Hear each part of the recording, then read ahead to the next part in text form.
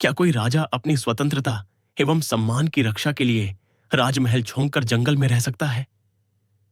क्या कोई राजा राजमहल के भोजन को छोड़कर घास की रोटी खा सकता है? क्या कोई 200 किलो के अस्त्र शस्त्र से युद्ध में लड़ सकता है? क्या कोई योद्धा अपने दुश्मन को तलवार के एक ही वार में घोड़े सहित काट सकता है? हम बात कर रहे हैं महाराणा प्रताप की। आइए जानते हैं इन सब सवालों के जवाब इस वीडियो में। महाराणा प्रताप का जन्म 9 मई 3640 को मेवाड़ के कुंभलगढ़ किले में हुआ था। वे महाराणा उदय सिंह द्वितीय और रानी जयवंता बाई के पुत्र थे। उनके दादाजी राणा सांगा मेवाड़ के महानतम राणा थे। वे सिसोदिया वंश के 13वें और मेवान के 54वें राजा थे। महाराणा प्रताप मजबूत कदकाठी के थे। उनकी लंबाई 7 फीट 5 इंच और उनका वजन 110 किलो था। महाराणा प्रताप की कुल 11 रानियां थी, जिनमें से रानी अजबदे पंवार प्रमुख थी। महाराणा प्रताप के कुल 17 पुत्र एवं 5 पुत्रियां थीं, जिनमें अमर सिंह प्रमुख पुत्र थे, जो महाराणा प्रताप के बाद मेवाड़ के राजा बने। महाराणा उदय सिंह की दूसरी पत्नी धीरबाई भटियानी रानी अपने पुत्र जगमाल सिंह को राजा बनाना चाहती थी, लेकिन दरबारियों ने प्रताप को ही राजा चुना। महाराणा प्रताप का पहला राज्याभिषेक 28 फरवरी 1572 को गोगुंदा में हुआ था।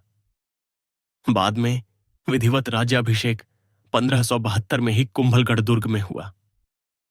इस दूसरे राज्याभिषेक में जोधपुर के रावचंद्र सेन भी उपस्थित थे। जगामाल सिंह इस बात से नाराज होकर अकबर के पास चला गया।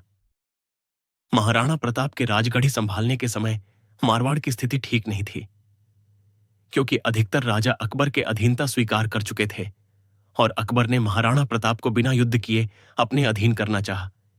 इसके लिए उन्हें 4 दूत महाराणा प्रताप के पास भेजे, लेकिन महाराणा प्रताप ने चारों बार समझौते ठुकरा दिए। उन्होंने कहा कि मैं कभी भी अकबर की अधीनता स्वीकार नहीं करूंगा। इसके परिणाम स्वरूप हल्दी घाटी का युद्ध हुआ। हल्दी घाटी का युद्ध 18 जून 1576 को महाराणा प्रताप और अकबर के बीच हुआ। इसमें अकबर की तरफ से मानसिंह सेना का नेतृत्व कर रहे थे। हल्दी घाटी का युद्ध 1 दिन चला, लेकिन इसकी भयानकता की वजह से इस युद्ध की तुलना महाभारत के युद्ध से की गई। इस युद्ध में 3000 मेवाड़ी सैनिक, 5000 मुगल सैनिक थे। इस युद्ध में 500 सैनिक मारे गए एवं हजारों सैनिक घायल हुए। इस युद्ध में कई बहादुर योद्धाओं ने अपनी जान गंवाई। महाराणा प्रताप के बहादुर घोंगे चेतक ने अपनी बहादुरी का परिचय देते हुए घायल महाराणा को 21 फीट नाले से छलांग लगाकर युद्ध मैदान से बाहर ले गया। हालांकि इस युद्ध का कोई निर्णय नहीं निकला।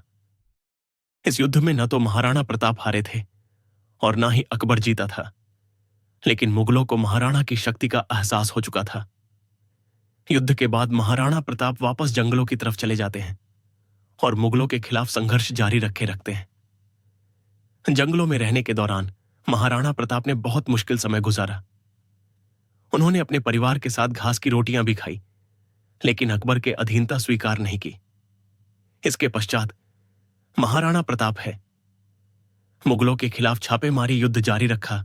सन 1982 में उन्होंने दिवेर का युद्ध लड़ा, जिसमें उन्होंने मुगलों को परास्त किया एवं मेवाड़ को पूर्ण स्वतंत्र करवाया। इस युद्ध में महाराणा प्रताप ने मुगल सेनापति बहलोल खान को तलवार के एक ही वार में घोंगे सहित 2 हिस्सों में काट दिया। 19 जनवरी 1597 महाराणा प्रताप ने झुंड उदयपुर में अपनी अंतिम सांस ली। माना जाता है कि महाराणा प्रताप के भाले का वजन 81 किलो, उनके कवच का वजन 72 किलो, तलवार का वजन 25 किलो। इस प्रकार उनके पूरे अस्त्र शस्त्र का वजन 202 किलो माना जाता है। लेकिन उदयपुर के सिटी पैलेस में प्रदर्शित महाराणा प्रताप के सभी अस्त्र शस्त्रों का वजन 35 किलो के लगभग बताया गया। आखंगे जो भी हो, एक बात तो सत्य है कि महाराणा प्रताप एक अद्वितीय योद्धा थे। उनकी बहादुरी से उन्होंने मुगलों के छक्के छुड़वाए। महाराणा प्रताप का जीवन हमें त्याग एवं बलिदान की भावना को सिखाता है। उनका जीवन हमें बताता है कि मातृभूमि की रक्षा के लिए हमें अपने जीवन की परवाह नहीं करनी चाहिए। दोस्तों, ये थी महाराणा प्रताप की कहानी। अगर आपको वीडियो पसंद आया हो, लाइक करें, शेयर करें, चैनल को सब्सक्राइब करें। मिलते हैं अगले वीडियो में। तब तक के लिए जय हिंद।